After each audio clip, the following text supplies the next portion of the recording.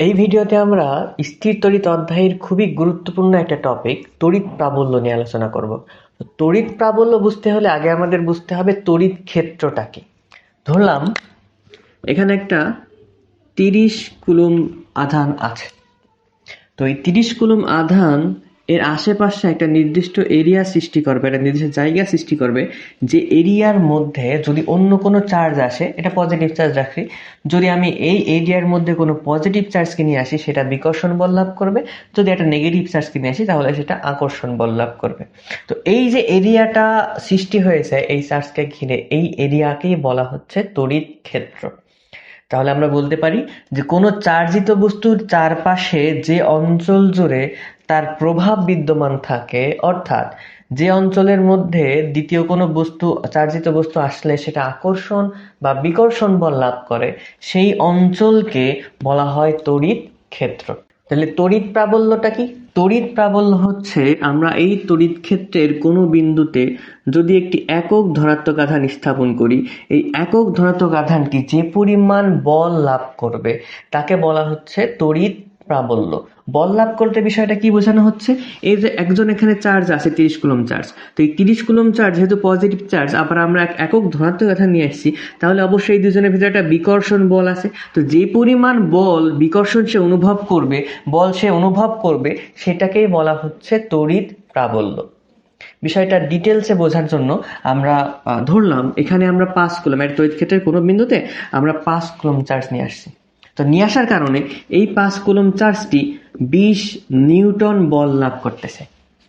একটা তড়িৎ ক্ষেত্রের কোনো বিন্দুতে আমরা 5 কুলম চার্জ নিয়ে আসলাম, নিয়ে আসার ফলে ওই 5 কুলম চার্জটি 20 নিউটন বল লাভ করতেছে।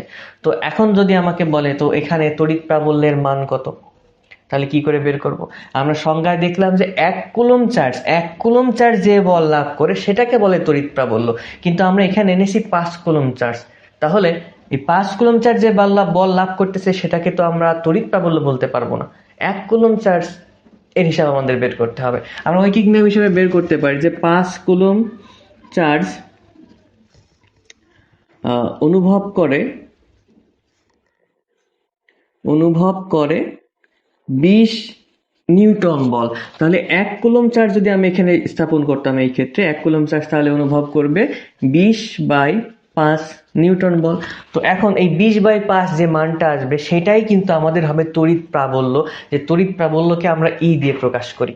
ঠিক আছে, তাহলে এখানে আমরা উপরে আসলে কি ব্যবহার করছি? এফ এর মান বল নিউটন, তাহলে উপরে ব্যবহার করছি এফ এর মান, আর নিচে যে 5 এটা কিসের মান ব্যবহার করেছি? চার্জের মান, অর্থাৎ কিউ। তো এইটা করার ফলে আমরা যে মানটা পাবো সেটাই হচ্ছে আমাদের তড়িৎ প্রাবল্য, অর্থাৎ ই। তাহলে আমরা দেখতে পাচ্ছি যে তড়িৎ প্রাবল্যের সূত্র এখানে ই সমান F/Q। তো যদি বলে যে তড়িৎ প্রাবল্যের একক কি, সেখানে আমরা এই সূত্র থেকে একক বের করে দিতে পারি যে বলের একক নিউটন, চার্জের একক কুলম, তাহলে একক দাঁড়াবে নিউটন পার কুলম। তো যাই হোক, এখন আমরা এটা কি করে বের করলাম?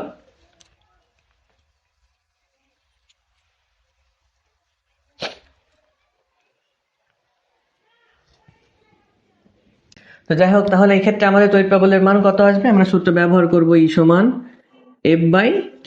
এখানে এফ এর মান কত? 20 নিউটন, কিউ এর মান কত? 5 নিউটন। তাহলে আসবে 4 নিউটন পার কুলম। 4 নিউটন পার কুলম হচ্ছে এই বিন্দুতে এই চার্জের জন্য তড়িৎ প্রাবল্যের মান।